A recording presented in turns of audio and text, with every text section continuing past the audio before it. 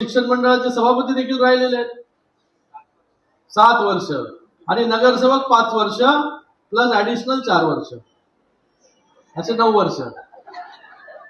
बरोबर ना जगन्नाथ पाटील साहेब? कारण की हे सगळ्यांना असं वाटलंच नाही कधी की नगरसेवक नाही करून. नगरसेवक होता तेव्हा निधी कमी मिळायचा, नगरसेवक नव्हते तेव्हा निधी जास्त मिळायला लागला.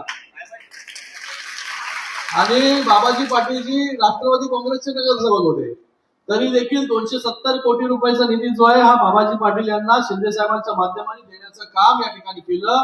कारण की शिंदे साहेब कधीच जो आहे हा कुठल्या पक्षाचा नगरसेवक आहे, तो कुठल्या पक्षाचा नगरसेवक आहे, हा कुठला आमदार आहे, तो कुठला आमदार आहे कधीच विचारलं नाही. जो व्यक्ती आला त्याच्या मतदारसंघामध्ये जो जो निधी लागेल त्याला देण्याचं काम जे आहे त्या निमित्ताने शिंदे साहेबांनी केलं. कडू बोल वृत्तवाहिनी, सत्याचा कडवट आवाज.